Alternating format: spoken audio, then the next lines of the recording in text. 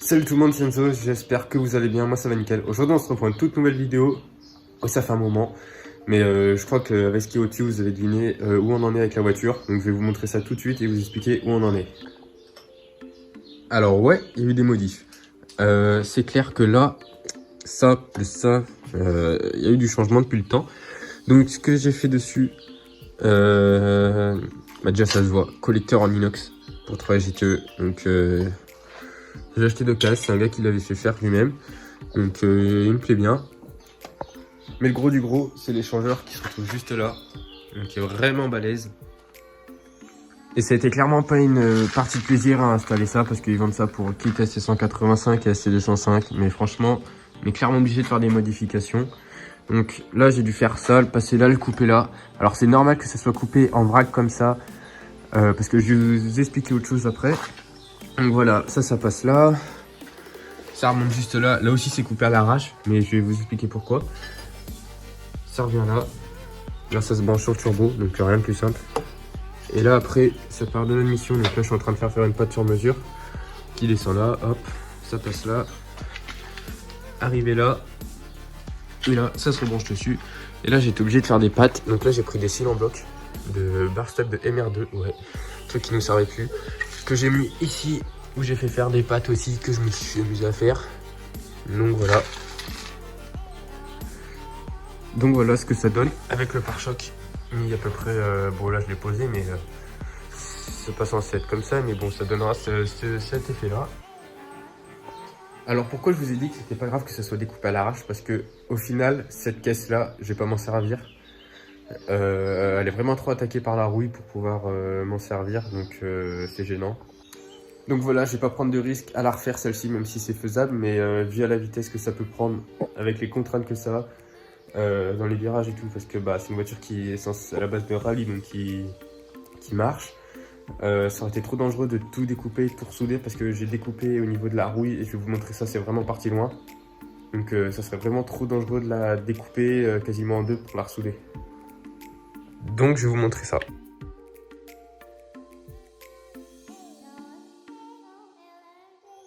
Bon, pour commencer, l'état du châssis. Donc là, on voit bien que c'est abîmé. Là, je l'avais vu, tout ça. Là, encore, je savais pas trop dans quel état elle était. Là, tout ça, c'est tout rouillé. Mais ça, une fois sablé, peinture époxy, c'était pas très dérangeant, on va dire. Mais par contre, je me suis attaqué au bas de caisse côté conducteur. Je l'ai découpé, voir ce qu'il y avait derrière. Et c'est là où on s'est rendu compte qu'il y avait vraiment un problème. Voilà, je vais pas vous faire de dessin. Normalement, il y a de bas de caisse. Là, ça, c'est le longeron. Le longeron, il a pas été comme ça.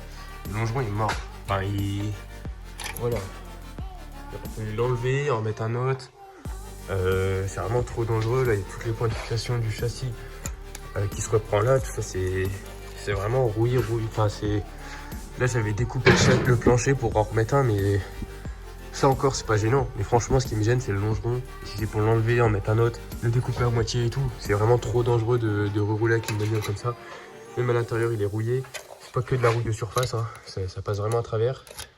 On va voir ici aussi que ça se déchire carrément. Donc pour ça que j'ai été obligé de changer de caisse. Donc j'ai trouvé une caisse en Corse. Donc mon père aujourd'hui vient de partir aller la chercher. Donc c'est une SC185. Elle a un peu de rouille mais beaucoup moins que celle-ci. C'est juste à des endroits, des petits... Au niveau des ailes, mais rien de méchant. Le châssis il est sain. Il m'a envoyé des photos, il est vraiment propre. Et justement dessus on a un peu de... J'ai la chance... Enfin... La voiture... En fait ma silica va être 10 fois plus préparée qu'à ce qui n'était prévu. Au début, je voulais m'arrêter à 300 chevaux avec la pression de turbo. Pas mettre de combiné, pas mettre de gros freins tout de suite. Mais au final, la voiture que je vais chercher, il y a déjà des combinés, des gros freins. Mais ça, c'est pas sûr. Je crois qu'il n'y a que à l'arrière, mais il faut que je regarde. Il y a un moteur et un bloc de moteur où avec il y a des pistons forgés, des bielles forgées. Il y a déjà des goujons ARP pour la culasse. Donc je crois que vous comprenez ce que je vais faire. Je vais monter les pistons et les bielles forgées, je vais remonter une culasse, tout ça. Et ce moteur là, va falloir le roder, tout ça. Et ce moteur là, il va pouvoir encaisser pas mal de chevaux. Donc on va voir à combien on va sortir avec. Je pense plus. On va voir avec les modifs, parce qu'il faut pas croire que ça coûte de l'argent aussi. Grâce au combiné, Elle sera montée sur combiné du coup. Donc un châssis meilleur. Il y a aussi un kit complet arrière pour le support du train arrière en renforcé, les cils en bloc. Donc ça c'est encore un truc à moi à acheter. Il y a... qu'est-ce qu'il y a d'autre? Les gros freins justement, mais je crois que j'ai vu que à l'arrière. Je sais pas s'ils sont montés à l'avant. Donc ça sera la surprise. Donc voilà, le moteur il va être bien plus préparé que prévu. Il y a aussi du coup l'échangeur que j'ai installé là, ça rend vraiment pas mal et l'air du turbo il va être vraiment frais.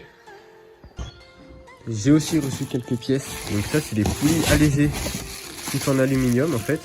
Et ça permet à ton moteur de reprendre un peu plus parce qu'il a moins de poids entraîné, enfin c'est minime mais c'est toujours mieux. Je vais vous montrer les jantes aussi que j'ai acheté pour la Celica, donc ça va peut-être pas plaire à tout le monde mais elles sont juste là. Hop. Donc elles sont noires mais elles vont être repeintes soit en grise ou soit je me tâte à les poncer à l'alu et ça va être long mais ça peut être sympa. Et donc c'est des jantes en 18 pour ceux qui demandent, donc voilà. Sinon à part ça niveau moteur on va toujours faire l'admission là direct avec un gros cône. Je vais vous montrer une photo de ce que je voudrais. Donc ceux qui connaissent dans les commentaires vous me dites, ou qui connaissent une entreprise qui puisse me le fabriquer. Et du coup la batterie elle est censée se loger là, mais il n'y aura plus sa place, du coup je vais la délocaliser dans le coffre. Donc ça je vous ferai aussi une vidéo, donc c'est pas dur à faire, c'est juste vous tirez les fils qui reviennent là, branchez à ta batterie et voilà. Bon voilà, vidéo un peu rapide et un peu brouillon on va dire, mais bon au moins je vous explique où elle en est la Celica, pas que vous pensez que je fais rien. Le problème c'est que je vous sors pas de vidéo toutes les semaines parce que clairement entre les délais de livraison, le temps à passer à adapter par exemple l'intercouleur, enfin l'échangeur là, j'ai mis 3 jours alors que c'est pas grand chose, mais entre passer les durites, je savais pas où elles allaient parce qu'il n'y a pas de plan, enfin il y a un plan mais ça va pas, c'est un peu la misère. Donc voilà, plus le temps de délai, les frais de douane, tout ça, je m'en suis sorti, c'est un peu la misère, mais bon ça avance ça avance. Donc ce qu'il faut retenir c'est que la Celica elle va marcher bien plus fort que ce qui était prévu. Il y aura un châssis, il y aura tout qui va suivre, clairement ça va être un vrai missile. Parlons de la MR2, la MR2 elle est terminée, je vous l'avais déjà dit, donc toute une vidéo qui va bientôt sortir sur elle, faut voir si j'ai le temps de la faire. Vous avez parlé aussi de me fabriquer une ligne d'échappement, j'ai eu des devis à 1200 balles, franchement les mecs ils abusent quand je vois le prix de l'inox. En gros j'ai regardé moi, juste en matière première en tube, sachant que un full tube, il y en a pour 300 balles. Alors je regarde ça sur internet, hein, c'est vraiment le premier site que j'ai pris, donc franchement les mecs ils abusent un peu, donc je crois que je vais la faire moi-même. Je vous montrerai ça en vidéo. Et le truc qu'il me faudrait aussi c'est les cils en bloc pour le châssis, donc ça on verra aussi après quand on remontera tout ça. Donc voilà les gars, la vidéo elle va se terminer, donc vidéo assez rapide, et enfin voilà je vous explique quoi en est la Celica. J'espère qu'elle vous aura plu. Prochaine vidéo je sais pas trop quand, en fonction du délai et tout comme je vous ai dit, mais je pense assez rapidement parce que je vais avoir la voiture d'ici peu de temps. Donc voilà, sur ce je vous laisse, on se retrouve pour une prochaine vidéo, je sais pas trop quand. On s'abonne à mon Insta, tout ça, parce que on a pas mal de gens quand même qui me suivent là-dessus, donc c'est cool. Sur ce je vous laisse, c'est Enzo, on se retrouve pour une prochaine vidéo assez vite je pense. Allez, ciao.